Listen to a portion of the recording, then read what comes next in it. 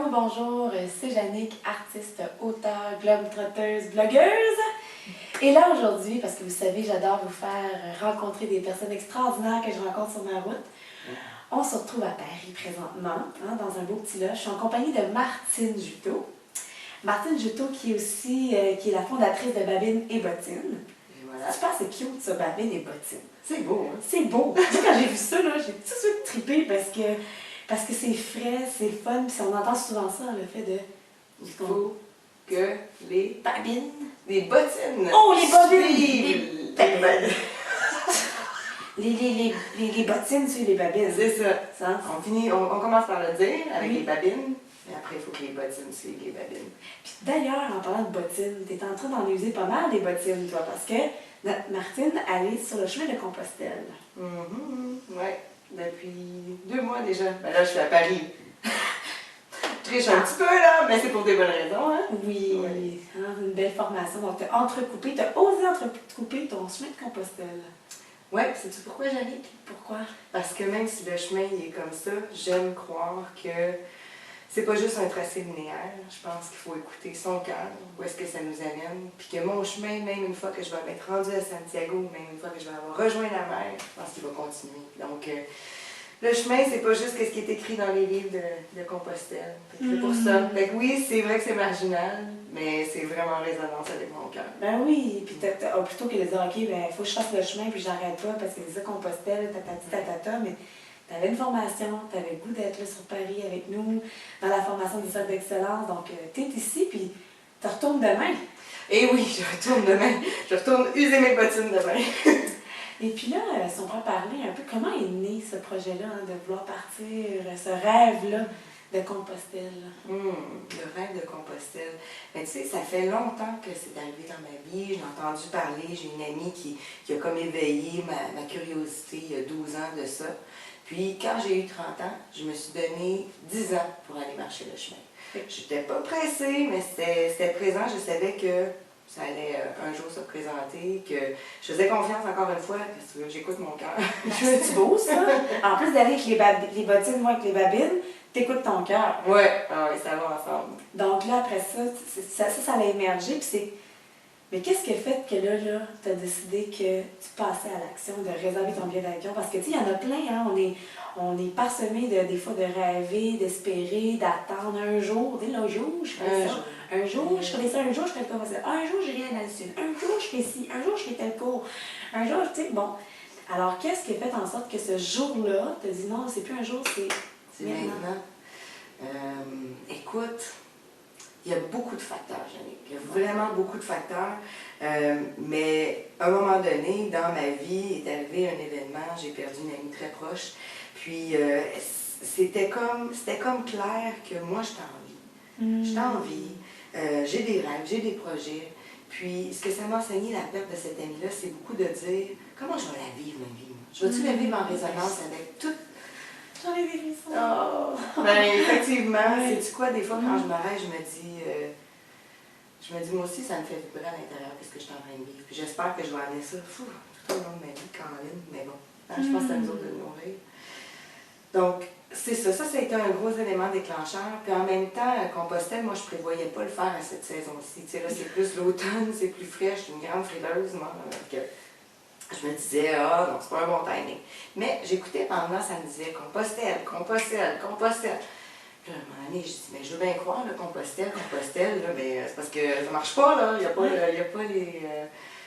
a pas l'argent présent pour ça. Le timing n'est pas super. Puis à un moment donné, j'ai juste écouté, puis c'était vraiment présent. Je me suis dit, mais écoute, au pire, allez, je vais partir juste 2 semaines. Là, Un petit bout de Compostelle. exactement. Un bout l'autre tantôt. Exactement. Je me suis dit, bon, je vais accepter que ce ne sera peut-être pas pour une longue durée. Et en même temps, j'avais ce désir-là de le faire en une seule fois. Puis j'écoutais cette voix-là, puis j'étais vraiment, bon, ça ne fait pas de sens cette affaire-là. Puis moi, j'ai dit, là, appelez-les comme vous voulez, là, Dieu, les anges, les gardiens, votre lumière, la vie, peu importe. Alibaba Krishna, Exactement. Peu importe. Mais, Toyota. C'est le mien, ça. Mais c'est ça, j'ai dit, ben écoute, là, ça serait-tu possible d'avoir un message clair? Peux-tu avoir une confirmation? Ou, je veux juste savoir, si je suis à la bonne voie, moi, de penser partir sur Compostelle. Et puis, 24 heures après, j'apprenais que je venais de gagner un montant d'argent avec une amie et moi, fait que ça me permettait de payer une partie de mon équipement. Puis, voilà! Alors, la vie a répondu. La vie a répondu de manière très claire. Fait que je pense que des fois, il faut oser demander, juste de dire, mais voyons. Puis une des questions qui m'intéresse et qui m'intrigue le plus, je pense que je vais devenir la plus grande des recherchistes de ce domaine, de cet endroit.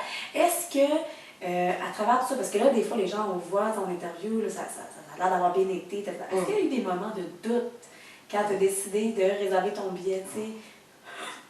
Ah oui? Tu veux-tu qu'on en parle? Ben oui! Avez-vous 2-3 heures en avant, vous autres?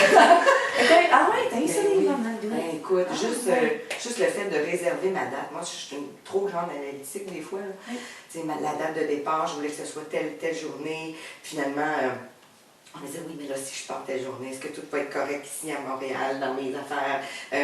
L'impact aussi de dire, bon, ben si, je sais pas comment dire, j'avais l'impression que toutes les fois que j'arrivais pour peser sur le bouton de ma date, je me posais trop de questions. Ah, oui. Je doutais de ma capacité aussi, comment dire ça?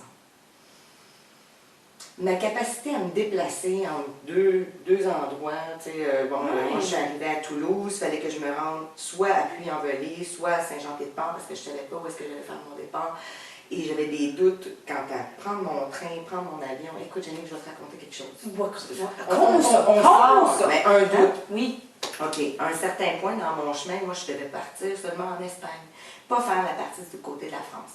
Mais la vie m'a donné la possibilité de partir en France. Et je devais faire seulement 5 à 10 jours. Je me suis ramassée à faire un gros 3 semaines et demie environ du côté de la France. Et à un certain moment, il fallait que je planifie un transfert pour me rendre en Espagne.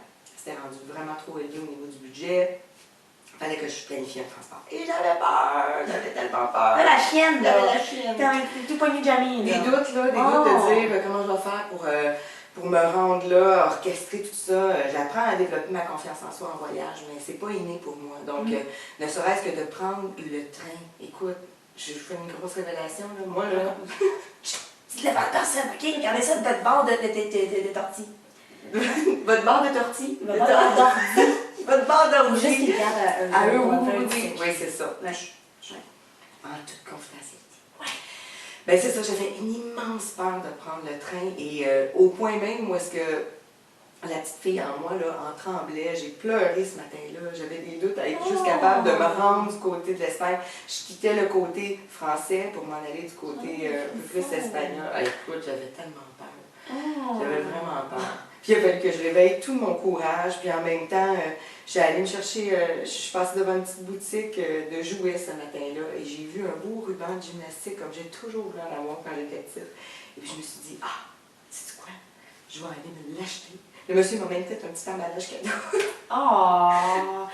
Puis je l'ai amené dans mon sac, je l'ai déballé là-bas une fois que j'ai réussi. Mais c'est des doutes, mais oui, il y en a plein des doutes. Il y en a plein. Puis justement, là, tu viens de donner une stratégie parce que, bon, t'es pas resté pogné et figé avec ton doute. Là, le matin que t'as pleuré, t'as réussi à activer ton courage.